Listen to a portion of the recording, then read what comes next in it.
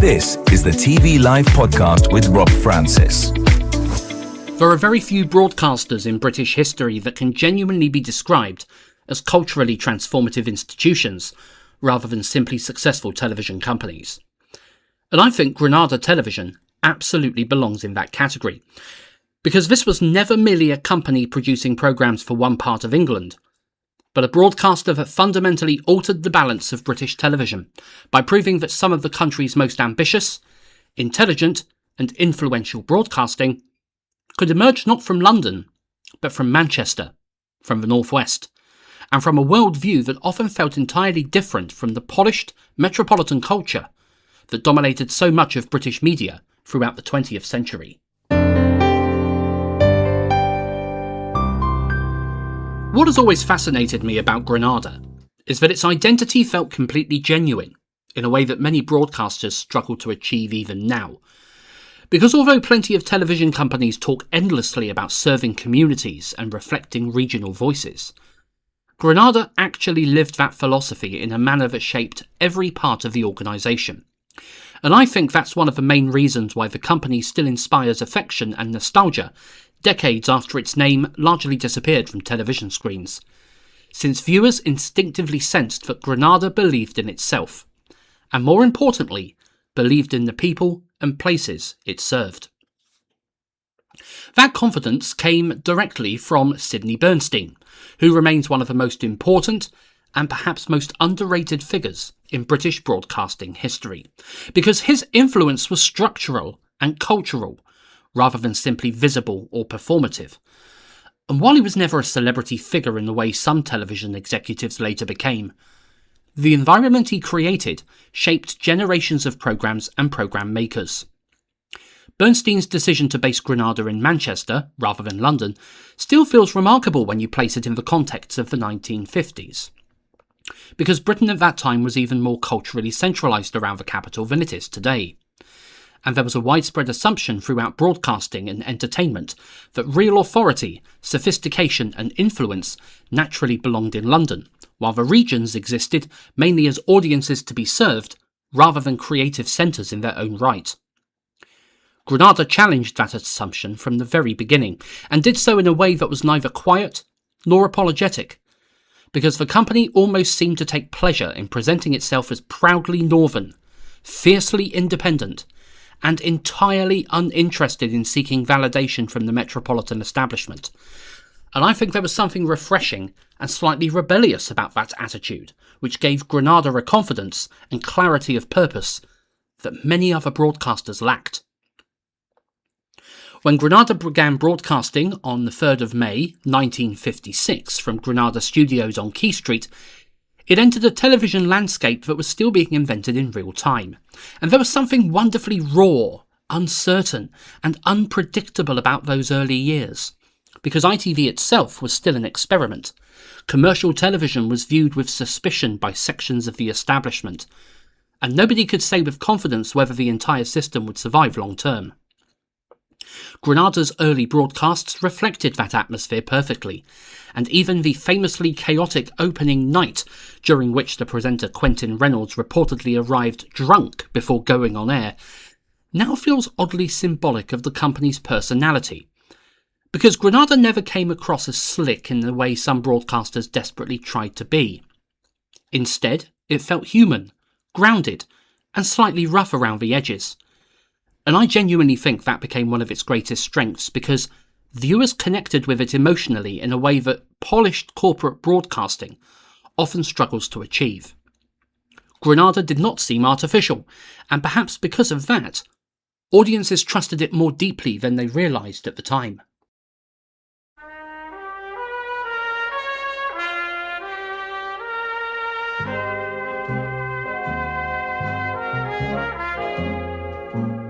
As the 1950s gave way to the 1960s, Granada established itself as one of the strongest and most distinctive companies within ITV, producing programmes that combined popular appeal with genuine quality, while gradually building a regional identity so powerful that it effectively transcended broadcasting altogether. People didn't simply watch Granada, they identified with it, and this is something that can be difficult to explain to modern audiences who have grown up in a fragmented media environment dominated by streaming services, endless channel choice, and national branding strategies. During the great decades of regional ITV, viewers formed emotional attachments to broadcasters in a way that seems almost unimaginable now, because these companies were woven directly into everyday life through local continuity announcers, regional news, entertainment programming, and shared cultural references. Granada in particular developed an extraordinarily strong relationship with its audience, because it consistently reflected northern life with authenticity and confidence, rather than treating it as either a stereotype or a niche curiosity.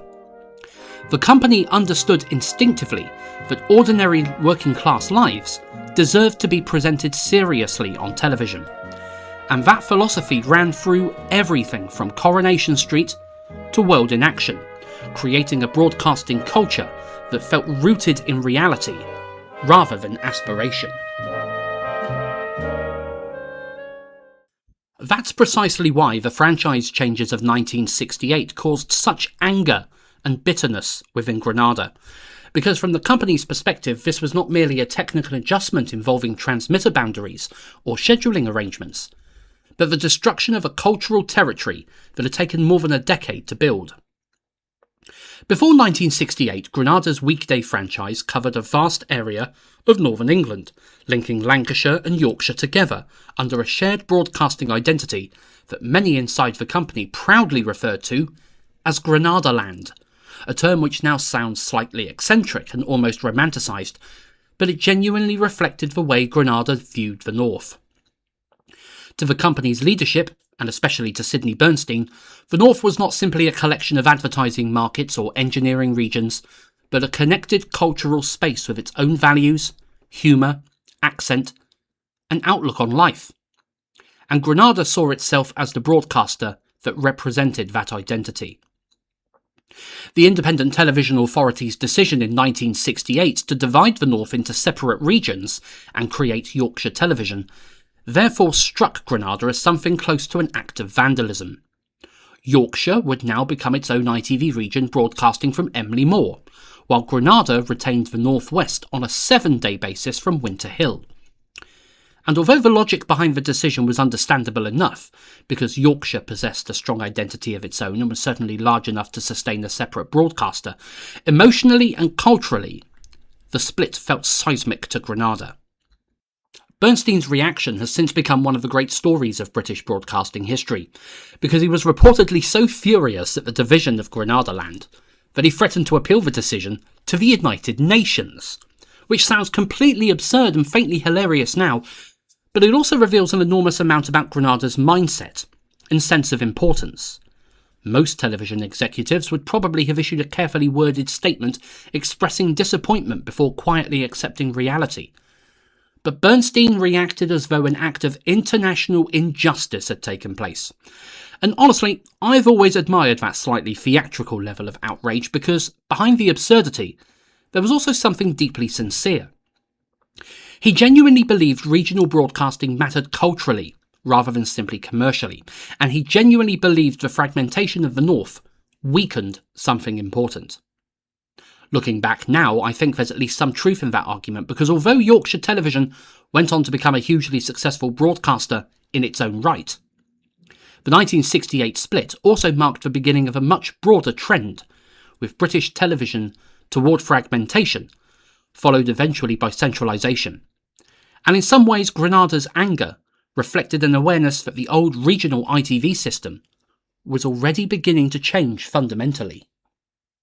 Even after the split, Granada remained incredibly powerful, serving Greater Manchester, Lancashire, Merseyside, Cheshire.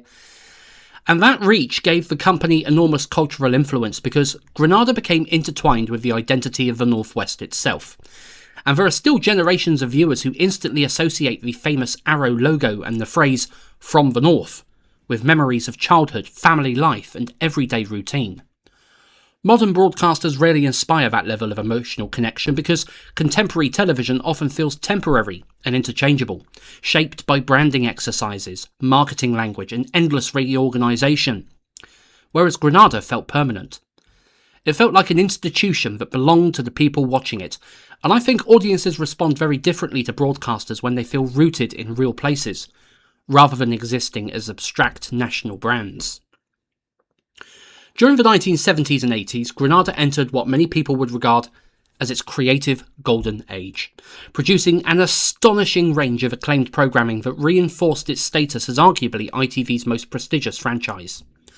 The company retained its license during the 1980 franchise review and immediately invested heavily in ambitious productions such as Brideshead Revisited and The Jewel in the Crown, both of which demonstrated beyond any doubt that commercial television could produce work every bit as sophisticated, artistically respected, and internationally admired as anything associated with the BBC.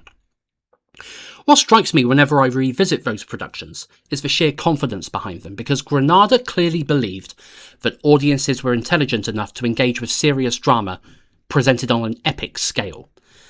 And there was no sense whatsoever that the company felt creatively inferior because it operated within a commercial system. If anything, Granada often seemed determined to prove that ITV could outperform the BBC artistically, while simultaneously attracting mass audiences. And in fairness, there were periods during the 1980s when it probably succeeded in doing exactly that. The sheer breadth of Granada's output during this era remains astonishing because few broadcasters anywhere have managed to combine populism and seriousness so effectively. Alongside prestige drama, Granada produced highly successful mainstream entertainment and continued creating hard-hitting journalism through World in Action, while developing groundbreaking documentary projects such as 7 Up, which remains one of the most extraordinary long-term social documentaries ever attempted. I genuinely think Granada's greatest achievement was its refusal to see popular television and intelligent television as opposites, because the company understood instinctively that mass audiences deserved quality too. There was never any embarrassment about appealing to ordinary viewers, and perhaps because of that, Granada often succeeded where more self-consciously worthy broadcasters failed. It managed to create television that felt both accessible and important at the same time, which is an incredibly difficult balance to achieve. As the industry entered the late 1980s and early 1990s, however, the entire structure of ITV came under increasing pressure. The Broadcasting Act of 1990 introduced a franchise auction system that fundamentally changed commercial television in Britain by forcing ITV companies to bid financially for their own regions, in a process that many critics believe prioritised money over broadcasting quality and cultural responsibility. The 1991 franchise auction remains one of the strangest and most unsettling episodes in British media history, because it reduced some of the country's most important broadcasters into competitors within what often resembled a bizarre corporate game show. Granada suddenly found itself under threat from Mersey Television, the producers of Brookside, which submitted a bid of £35 million compared to Granada's £9 million offer. On paper, Granada appeared doomed. Yet the Independent Television Commission introduced a quality threshold requiring bidders to meet certain programming standards before their financial offers could even be considered. And Mersey failed that assessment, allowing Granada to retain the franchise. Personally, I think the entire franchise auction process revealed how badly government policy misunderstood what ITV actually was, because ITV had never functioned purely as a marketplace. It was a broadcasting ecology built around regional identity, public service obligations, and creative competition. And trying to reduce that system to financial bidding alone was always going to create instability. Granada itself responded aggressively during the process, reportedly threatening to sell Coronation Street to satellite television if it lost the franchise, which demonstrates just how powerful the company had become by that stage, because very few broadcasters could realistically make a threat like that and expect government to take it seriously. At the same time, the rise of B-Sky B was beginning to transform British television economics completely, as advertising revenue, long ITV's financial foundation, fragmented under growing competition and audience choice. Inside Granada, executives increasingly concluded that ITV could only survive by becoming a much larger, unified organisation capable of competing internationally and funding expensive productions on a global scale. And this created one of the great ironies of Granada's later history, because the company that had once fought passionately to defend Granadaland gradually became one of the driving forces behind the consolidation and eventual dismantling of the regional ITV structure itself. Throughout the 1990s, Granada aggressively acquired other ITV companies and steadily built power until it emerged as one half of the dominant Granada-Carlton alliance controlling most commercial television in England and Wales. From a business perspective, the strategy was undeniably effective because Granada evolved from a regional broadcaster into a national media corporation with enormous influence. Yet culturally, something important changed along the way.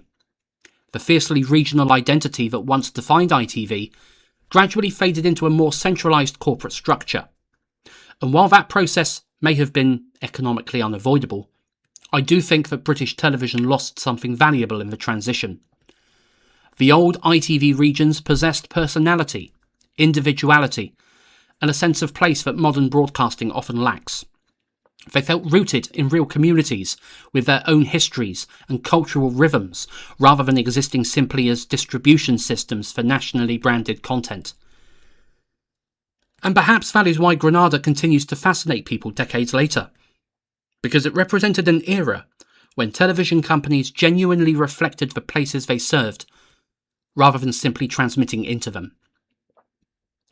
Even now, long after the Granada name largely disappeared from screens following the creation of ITV plc, its influence remains everywhere, from Manchester's continuing importance as a broadcasting centre, to the enduring belief that mainstream television can combine popularity with intelligence and regional identity with national significance.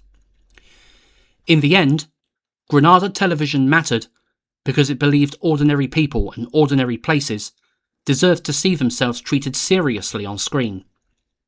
And honestly, I think British television is immeasurably better because of that belief.